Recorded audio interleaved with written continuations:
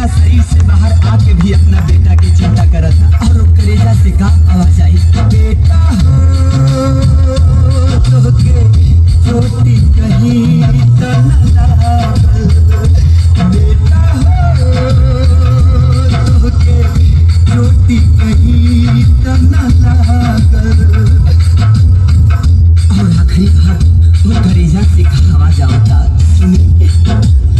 हवा जाए के बाद हके दर्द उठा के ले जा, हवा जाए के बाद हके दर्द उठा के ले जा। तू केला हरदम बेटा खाती माई के करेजा, तू केला हरदम बेटा खाती माई के करेजा।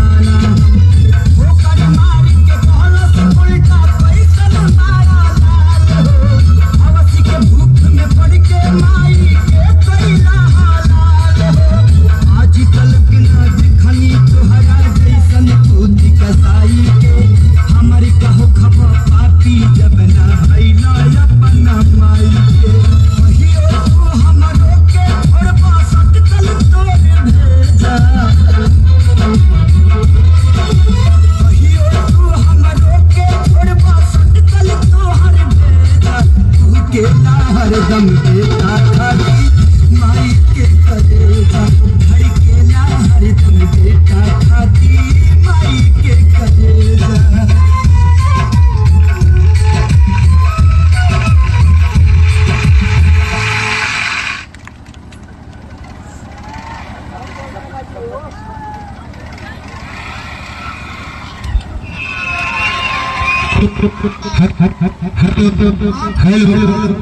जो भी खाना नहीं खाया है तो वो जाके खाना खा ले, अन्यथा खाना स्विच ऑफ हो जाएगा। जो भी खाना नहीं खाया है जाके खाना खा ले, नहीं तो खाना स्विच ऑफ हो जाएगा। आप सभी से नम्र निवेदन है कि जो भोजन नहीं किया है जाके भोजन कर ले, अन्यथा उसकी जिम्मेदारी हमारी नहीं।